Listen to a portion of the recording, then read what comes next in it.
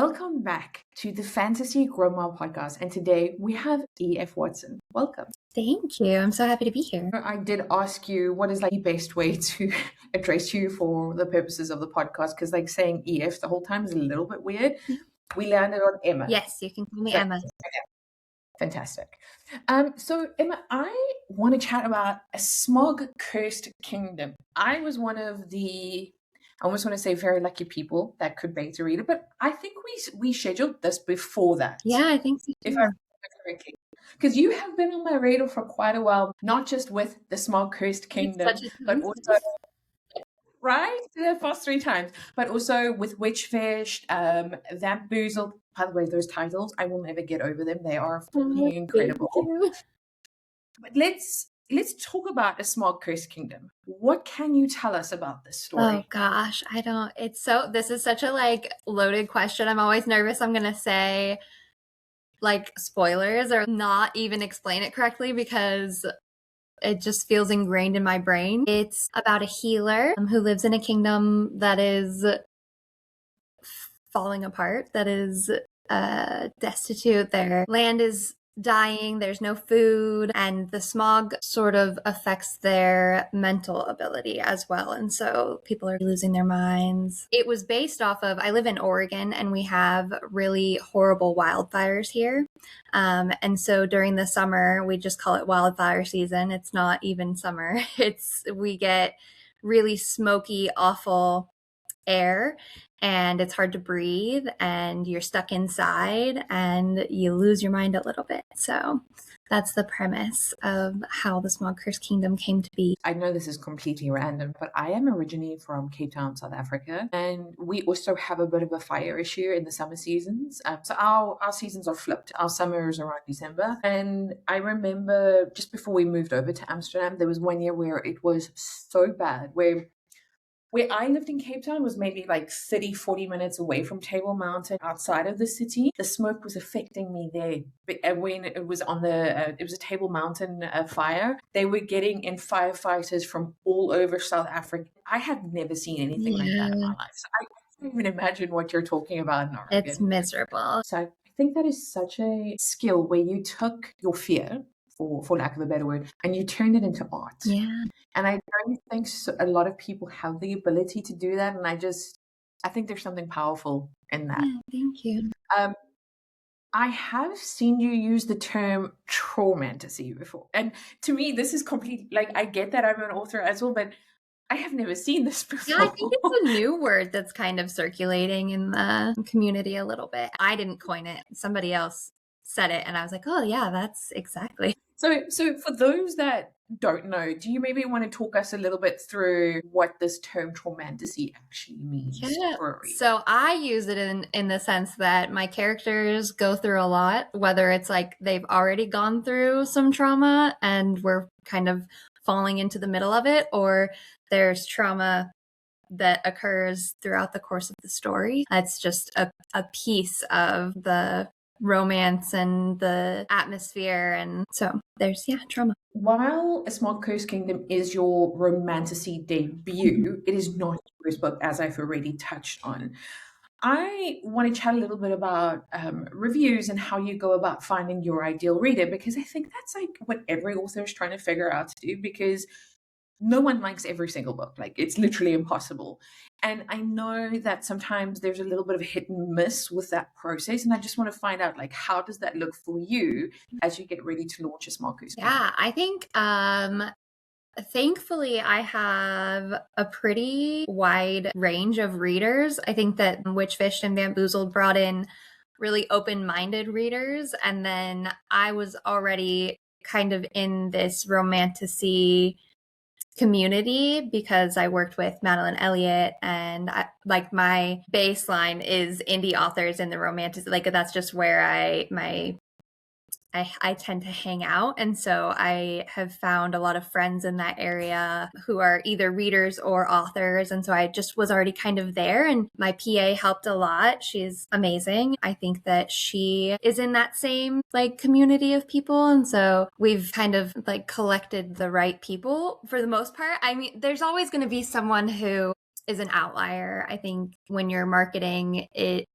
And I think that that's good, right? So I think it helps to have someone who doesn't fully click with a story so that you can kind of gauge why, and that other people who are reading reviews who maybe don't like the premise as much, that they'll kind of weed themselves out so that they're not reading a book that they're not interested in. It's hard to tell someone like, oh, don't read this book because it has this. And even, I mean, as an author, it's really hard when you're in a story, when you're so connected to a story. I struggle to zoom out and kind of see what my readers are seeing because the story is so heavily in my imagination, and I'm so connected to the characters and I know them really well, but maybe that's not coming across. So yeah, I think it's good to not always have readers who are 100% in your corner. I've just had my recent launch. It is the most confusing thing in the world because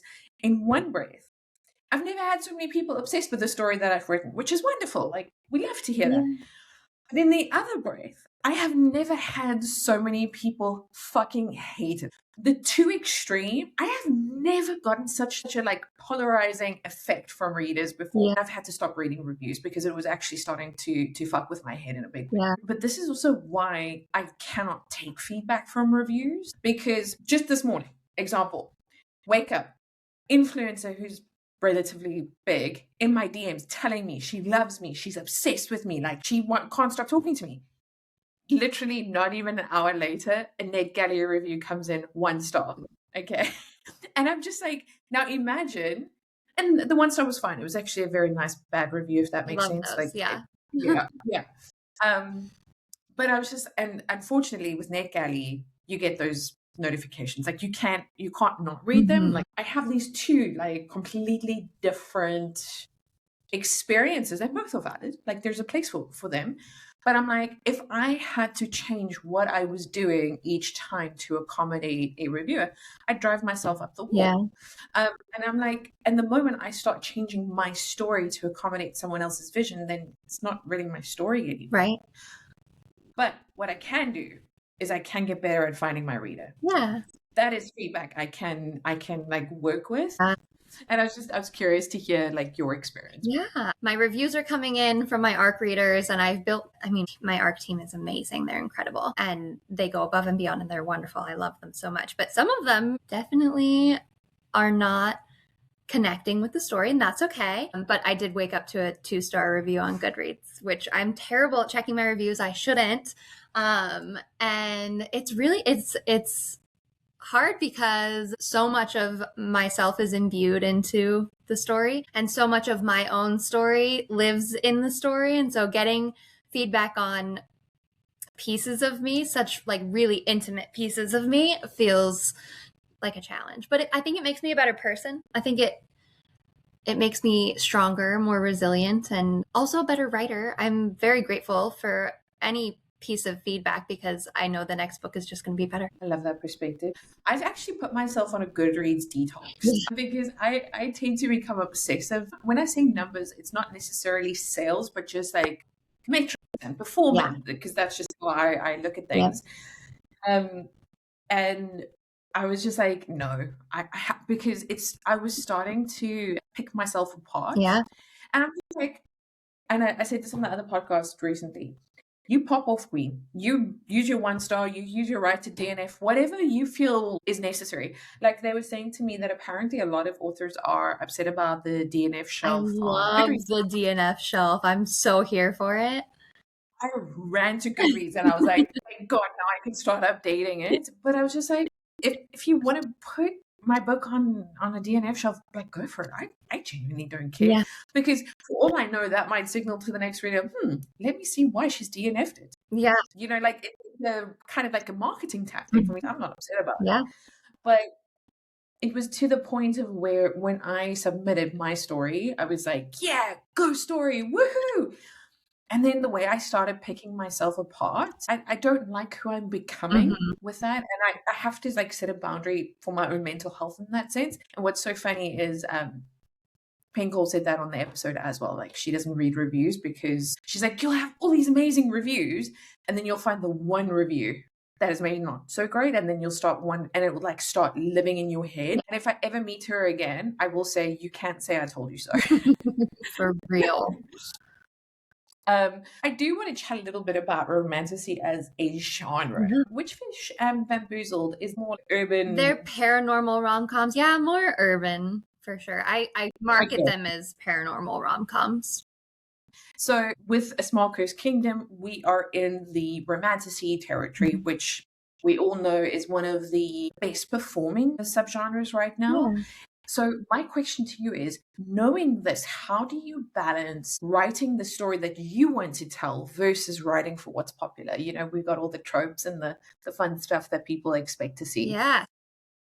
I started writing this book and kind of knew a lot of what I wanted it to feel like. And there are pieces of other stories. There's a troll scene that was heavily influenced by the movie Ever After. My own interpretation of what's popular and what I want, because I wrote this book for me. I wrote this book as a busy mom with ADHD who wants to sit down and read something fast and enjoy it, but have the storyline kind of move quickly. And I know that's not something that everyone wants. We've got these huge books coming out that are super popular lately. When the Moon Hatched is this beautiful piece of artistry. Like, it's just an amazing piece of literature, and her prose is amazing. That's not me. I think I write like nicely, but I'm not going deep into making a tapestry out of my words. That's not who I am. And so I think that I just took what I like and I put it in the book, and I tried not to think too hard. I mean, yes, when you're writing for the like commercially, you're wanting people to see something and pick it up, but I didn't really take into account the popularity of something. It's just what I like and what I wanted to read over and over and over again. My pink cover is about 2 years old now. And I was like, if I need to market this book for the foreseeable future, best you believe that I need to be obsessed with that cover. This is not even about the reader anymore, because I'm the person that gets stuck with it the whole time. But it's so true what you say. I'm a vibes girly. Okay, I've said this before on the podcast. If you can hook me with that emotion, I'm in. I tried When the Moon Hatched, and I was like, I know some people were complaining about the world building. I didn't find the world building confusing. I was like, this reads like a standard epic fantasy to me. Like, it's nothing confusing. But I was like, this writing is freaking me out. I couldn't connect with it, and I was like, I can't tell you what happened. Yeah. And I had to DNF it, and I am not a big DNFer. So, and I know there's lots of people that love When the Moon Hatched, and I love that for you. I will say I didn't read it. I audio read it. And when you're doing an audiobook, it's a lot easier to get lost in the words and stick with the story. Especially I listen to audiobooks when I'm walking or doing chores or something like that. I think I would have struggled and I do struggle to sit down and read a book physically if I'm like laying in bed before bed, or like even on the weekends to stay focused. It's really, really challenging, especially with those bigger reads. I can't stay invested in a story. That's how I feel about an audiobook. The way I am is that if I can't like take something in my hands, and I'm not even talking about a physical book, it could be, you know, like my Kindle app or whatnot, then my brain starts wandering and then my hands start fiddling. And for me, if I have that book in front of me, that's where my focus is. Yeah. So when I used to live in Cape Town, I had a commute to work of like 3 hours one way. And that was just from a traffic perspective, not from a distance perspective. And that was how I caught up on my podcast, and I wasn't really into audiobooks at that stage. So I was like, in that sense, it worked. But here in Amsterdam, where we use public transport and it's pretty quick to get everywhere, there isn't really an opportunity where I can do that. But in some ways, I miss it, because I miss the days where you could get lost in a podcast. I have asked every single guest this question, and I'm going to ask it to you as well. What is your bookish hot take? I knew this was coming, and I really struggle to I don't know that I have a lot of hot takes. I like the cheating trope. I like accidental pregnancies, but I don't think that those are really hot takes. That's just like personal preference. And I think like it's funny to me when people are like, "Oh, audiobooks aren't reading." I will never get on board with that. I think that that's a terrible take. Yeah, I was trying to think. My husband and I were like talking about it this morning. I was trying to think of something that's actually like a hot take. I don't think I have any. I will share one with you that I have recently developed. I was on my stories about this last night. It goes about the review thing. We've established Goodreads and platforms like that offer readers. No problem with that. But if you're going to start coming into my DMs and start tagging me in comments on social media, I will clap back. Yeah. I don't know. I really struggle with, like, yes, right. There's a line there where if you're in my messages, like telling me about how terrible my book is or things you didn't like, I try to be nice. Honestly, that's just my personality. I'll probably be like, okay, well, cool. Thanks for your feedback. And then if that doesn't like end the conversation, I will say like, hey, I'm not like, this is not the place for that. I've been having conversations with my ARC team. A lot of them are newer to the ARC world or even to the booksta world. There was a conversation at the beginning, and when they signed up for my ARCs, I said, hey, like, no AI, we don't do that here. And then we have a little group chat, and there's conversations happening in there where I'm like, hey, we don't, like, if I see it on your page, there's a good chance I will remove you before I send the ARC. Like, this was prior to it getting, and that's a huge topic of conversation in the book world right now, and it blows my mind that it's still even a conversation. And a lot of them were like, I didn't even know that that was a thing. So I think you have to be really open-minded when you're meeting new people, when you're welcoming new people into your community, like into this specific community where they don't know. And so you have to at least be willing to kind of educate a little bit and give them the benefit of the doubt and give them a little bit of grace. And then if they're still doing the thing, then it's like, okay, well, this is not going to work for me. But because you've been educated, like, you know, the reason that we don't support AI here. I actually really like that take. That education part is so important. In this case, what I said to the reader, I was like, so it was a review that one of my readers had like tagged me in. I actually got a little bit like choked up about it because it was such a beautiful review, and she'd made me collaborate on the post. Like, an engagement she's getting on that post is like insane. But then this person was like, oh, I'm so disappointed about the book and whatever. And I was like, hey, just thought you'd maybe want to know. I see all the comments when I'm a collaborate on it, just FYI. Yeah. Crickets since then. Generally, I maybe want to go shut the fuck up. Yeah. But I'm just like, maybe not my best book. Right. Like, maybe you're not aware that this is happening. Like, here, maybe. Would you be that mean to my face if you knew about it? Yeah. And I feel that a lot of people actually aren't on the AI thing. I'm going to piggyback off Victoria Aveyard's podcast, where she is talking more from a trad author's perspective, which I love personally because I just think there's so much industry knowledge there. And she was saying from AI now, people are doing the AI witch hunt when they don't like a book. Right.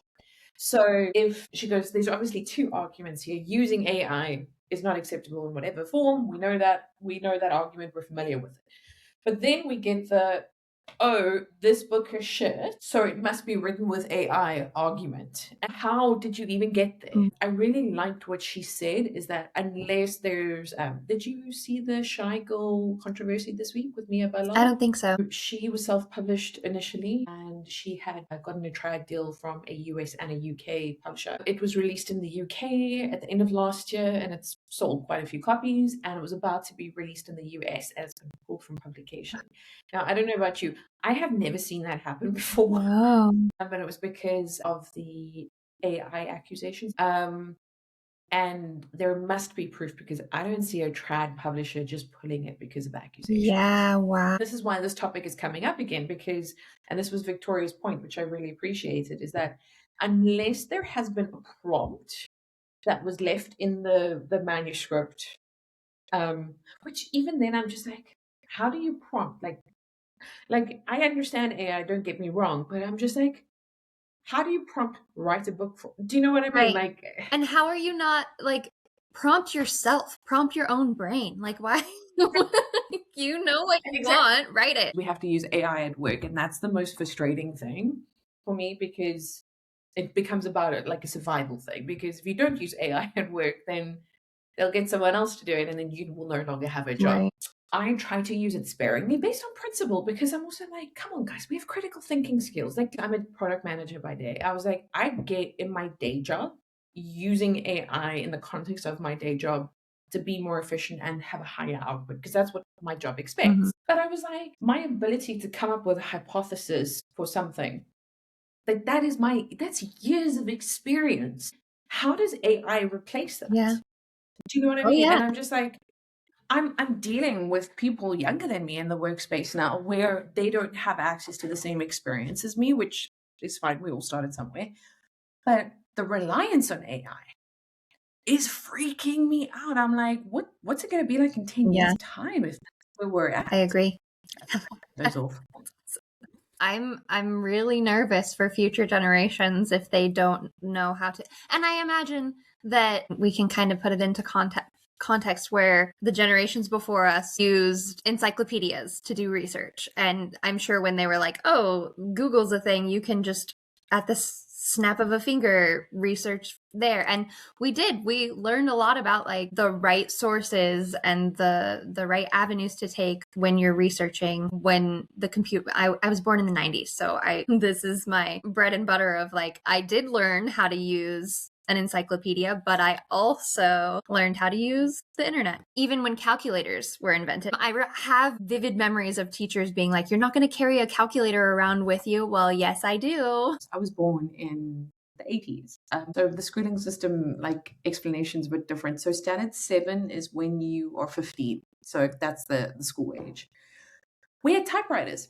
I learned how to type on a typewriter, which my mom, she grew up on the typewriter. And then our school only really got like a computer system. And I mean, we had computers up until then, but it wasn't like huge access for everyone. It was more like one computer for everyone to share. And then in my final year of school, 18, we actually got a fully fledged computer like system for everyone.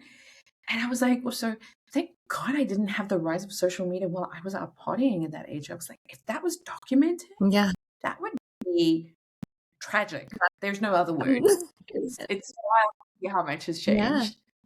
Just to like kind of try to put it into perspective of what's the future generation going to look like with all of this AI access. Or I'm a doomsday, like end of the world thinker, and so are we killing the environment? Will there even be future generations? Who knows? It's a valid question. I mean, here in the Netherlands, I was sharing this with another guest. So keep in mind, I come from a third world country. So when you talk about things like load shedding, so load shedding is when your electricity is like cut for a few hours per day because our grid can't handle the load. And instead of, fixing the infrastructure, that was their solution. So it's very common for South Africans to live like that. We find workarounds. Now, when we moved to the Netherlands, moved to a first world country with all this access and everything is so easy in comparison, we're just like, this is fucking wild. Towards the end of last year, our government is now starting to send out emergency, when I say pamphlets, it's like how to prepare for an emergency, but it's like common sense stuff like have enough water for 3 days. Which we would have had anyway, because again, we're South African, it's how we think. Right. And like, what do you do if you're out at work and like the entire infrastructure stops working? So we had this joke, we're like, yeah, South Africa prepared us, we're good. You talk about the doomsday thing, but these are the conversations that are happening in the day-to-day life for some people. And I mean, there's a whole bunch of other topics which we can go into, but you say you're doomsday, but I call it realistic. Prepared. I do want to talk a little bit about the Love Spelled novella collection. Yeah, you got 2 in there. If I remember correctly, you have hinted at a third one. What can we expect to see? I am writing the third book. I am writing Millie's story right now. I'm not sure how much I can share. Millie is non-magical. She's a journalist, and her story is going to be really fun. Because they're such short stories, it's hard to give too much away before I've even got it ready to market and present, but I'm very excited for Millie's story. I remember when you first started sharing those covers, like those illustrations are so beautiful. Yeah, Lindsay, And my artist. decent. Yeah, I can't. We haven't started on the third cover yet, but I cannot wait to get that next to the other two because they're just so fun, and she's amazing. I love her. I do love the Smog Cursed Kingdom cover as Oh. well. Like that is beautiful. And please don't get me wrong, but there's just something so memorable and distinctive about the Love Spell novellas. Mhm. Like immediately, I know it's your book. I do want to talk a little bit about real life and how we blend that with our writing ambitions. I mean, as you know, I had cancer last year. I threw myself into writing way more than usual because it was my escapism from what I had to deal with in real life. But I know you have spoken quite openly about this on your page as well. You've also had a few challenges that you've had to navigate over the past few years. How do you balance these challenges with your goals as a writer? I don't. Yeah, I have 3 kids and 2 dogs and a husband and a job, and then on top of it, yeah, the last 2 years have been really, really hard, from losing family members to just struggles that I've been really open with. So yesterday I'm 99 days away from being sober for a full year. And so that's given me a lot of time, actually. It's wild how much alcohol can rob from you. And I think I didn't realize how much time in the evenings I would have once it was gone because my brain can function. Also, I'm waking up earlier and functioning better, and I'm less anxious, and I'm just overall a better human being and taking care of my responsibilities better the last year because I stopped drinking. And I wasn't, just to be clear, I wasn't like overly I wasn't like drinking an insane amount. I was not deep down into a hole of alcohol, but I come from a family of alcoholics, and the drinking, I was noticing I was getting further and further into this habit of, oh, a drink at night sounds great, So, yeah, it's nice to be clear-headed all the time and have that to balance out what I was missing. I don't talk about it often. My late father was an alcoholic. In my opinion, there are 2 types of alcoholics. The ones that are abusive, and then you get the alcoholics that want to cope. My father was the coping kind. He was very sweet past that. And I think because I have addicts on both sides of my family, I have been very aware of my tendency to fixate on something. Right. For years, I was a smoker. It was so interesting because everyone kept saying to me that I was addicted, and I was like, no, I'm not addicted. I just happened to like the habit of smoking at the time. So I think I smoked for, I'd say about 12 years in total. And I mean, obviously, like I dabbled in it at school, the naughty kids at school vibe. And then one day during COVID, because we had smoking, that it was like banned during COVID because one of our health ministers decided that passing a cigarette around like passed on COVID. It was a weird time. Yeah. Like, I guess I'm stopping smoking. And I just stopped. And my husband looked at me and he was like, you just stopped? And I was like, well, yeah, I'm being forced to, so I will stop. But it's also now, with me, my cancer is genetic, okay? I can go vegan, I can do somersaults until it's not going to change anything. Obviously, there are habits I can put in place that will prolong my longevity, let's put it that way. But one of the things my oncologist said to me during treatment, she was like, have a glass of wine. She was like, obviously, don't go like drink a bottle because your liver and your kidneys are already under quite a bit of strain during treatment. So she's saying, don't make it worse. But they also look at quality of life here. So she's like, yeah, if you want to have a glass of wine with your friends and that will make you happy, then yes, do it. But what's interesting is since I've finished treatment, I have no interest in drinking. Yeah. I think I had one drink the other night, like a little fun cocktail when I went out for dinner. And I was like, let's treat myself. Like, okay. And then I ordered a Coke Zero afterwards because I was like, I think I've done my drinking things in my 20s. I think this is where you were going, is that alcohol doesn't really add any value to my life at the moment. I would much rather get up early and go walk my border collie. Yeah. Do you know what I mean? Right. Like, that's more fun to me. Yeah. Definitely. So yeah, the balance thing, I think being sober has really helped me find my balance. And but also what I was saying about how like I don't balance things. I will go really deep into, I feel like writing today, so I'm going to write all day long. It's going to be a 14-hour writing day and you won't see me move from my computer. And then there's days where I don't feel like writing at all. I'm trying really hard not to force myself to sit down at the computer when I don't have something to say. And even if I'm like out running errands and something pops into my head, I will open my notes app or I have Google Docs on my phone. And so I'll go in and write like whatever popped into my head. And then if I feel like it, I'll write that, like I'll sit down for a few minutes. If my husband's a gamer, so he likes to play video games, and in the evenings I'll sit next to him. And if something pops into my head, I'll write. The balance is just enjoying life. I'm trying really hard to just enjoy the day to day, especially after having finished the Smog Cursed Kingdom, because I was so heavy into it.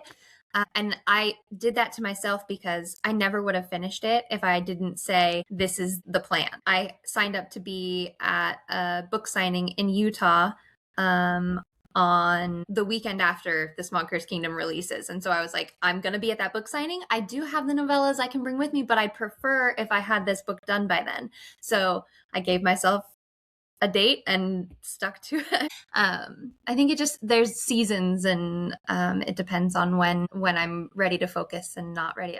I've also this year got medicated for my ADHD, so it's been a lot easier to focus. It's so true what you say though about not forcing creativity, because I think for me, the adjustment with going back to work. So I took a year off, and I'm very grateful to the Netherlands where we have things like that, where you can take a year off and still get your salary and not lose your job. Obviously, it's not that easy because there are like mandatory company doctor visits. Even now, I was saying to my husband, I saw a letter go out from my oncologist to the company doctor confirming I did actually have these things that I said I did, because if it's proven that I'm lying, like there are severe legal repercussions for something like that. But to your point, during treatment, sure, sometimes you're spending like several hours at the hospital because you're bouncing around from specialists.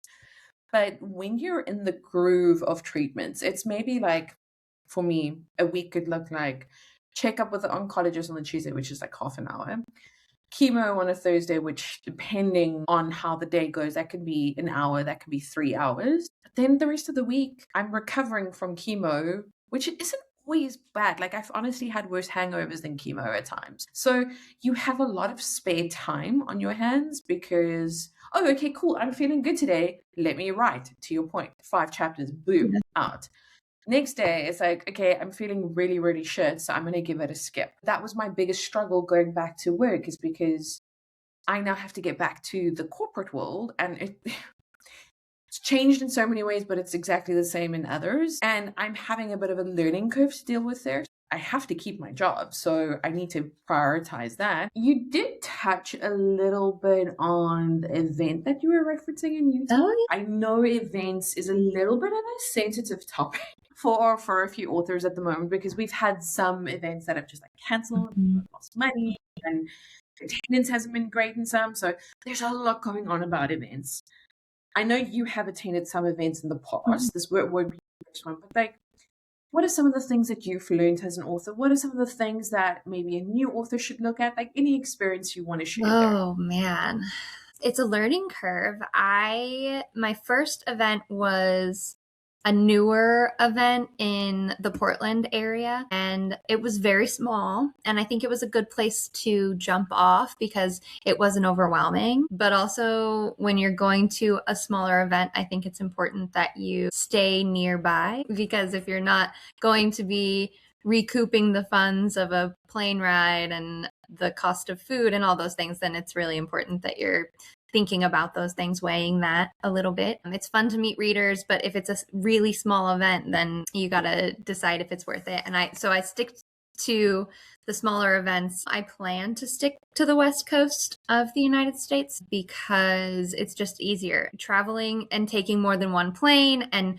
bringing a banner and mailing books and swag and all those things, it adds up. It takes up space in a suitcase. But the fees of shipping right now, even just state to state, is a lot. This event I'm going to in Salt Lake City, I shipped the books right to the coordinator. So I didn't even have to see them. I just, from Ingram to the coordinator, was like, here you go. They're there, and I don't have to worry about that. But I went to Villains and Vixens in Texas, and I was a waitlisted author because I wasn't sure I was going to have the Smog Cursed Kingdom, and I didn't have the Smog Cursed Kingdom done. And so then I was like, oh, but all my friends are going, and I still really want to go. When the opportunity came, I was like, yeah, let's do it. But the cost of shipping those books was insane. So, and thankfully I didn't have to ship any back because that would have been a really sad time. But yeah, so just things to think about. I think I like the idea of being able to drive to my events so that, because I carried on a banner, they're really like folded up and awkward in a case, and I carried that on the plane to Villains and Vixens, and I did hit someone with it. I think I won't be doing that again. I ask every single guest this question because the idea I have behind this is to share recommendations of maybe lesser known books or some of your favorite books that maybe is new to someone else. So with that in mind, and it can be indie or trad, it does not have to be indie, what is one fantasy book that you believe deserves far more love from our community than it's been getting? Man, it's hard to pick one. I think anything by Hilary Raymer. I love her. She's got a couple of series that are, one's completed for sure. I don't know if the second one is, but I love anything Hilary writes. And then have you read How Does It Feel by Janine O'Reilly? So love Janine. Love this book. Is very different from a lot of fantasy, romantasy, and it's dark and just, she's brilliant. I don't know how to.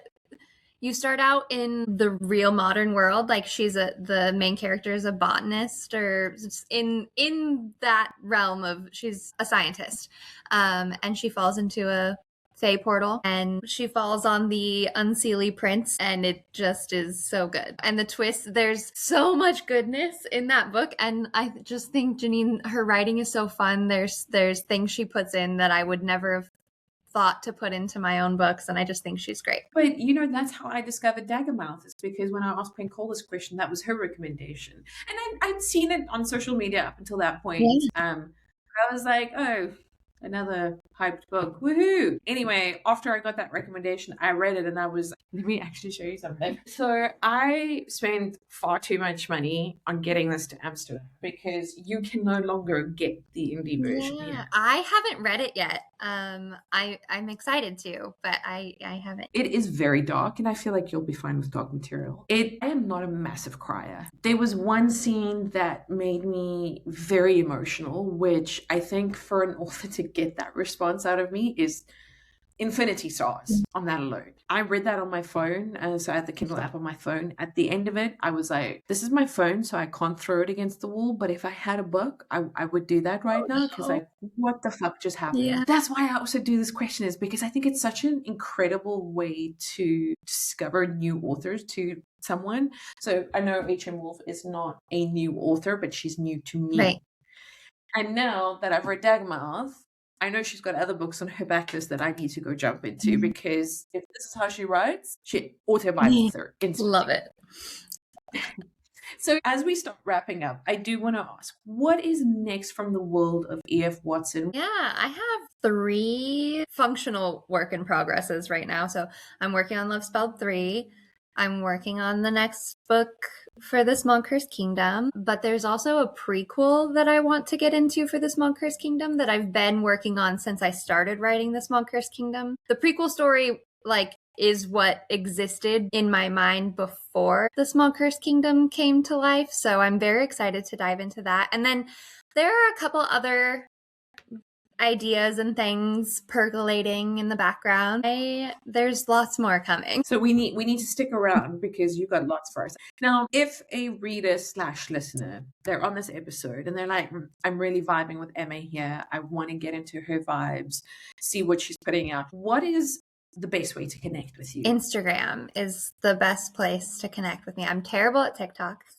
And I don't really live anywhere else. So Instagram is my little world. And if a reader wants to support you, what is the best way to do that? Read my books on KU, read my novellas, pre-order the Smog Cursed Kingdom. Oh, there's a really fun pre-order with Umber Chocolates. She's making, so you can pre-order the book with chocolates that were like created to match the cover, and the flavors also are integrated in themes of the book. So it's 3 little chocolates and they're handcrafted, and I'm so excited. I can't wait to get mine. That is, it's when I hear things like that is innovation, that is creativity. I am so here for that. And I'm also sending her book plates, signed book plates, because I shipped my book straight to her. So she's going to wrap them and put them all together, and there's going to be goodies. I'm sending book plates and stickers and things to go with that. It's a fun little pre-order incentive. Emma, I have to say thank you so much for your time today. It has been wonderful speaking to you. You're the nicest person ever. I can't wait for A Smog Cursed Kingdom to launch. I think that book it needs its place in the romantasy genre. Thank you so much. I'm very excited. In grand thanks to you and all your feedback when you were an early reader. So I appreciate you so much for that. Thank you. I hope you have a wonderful day, and I'm sure we'll chat soon. You too. Thanks, Stephanie.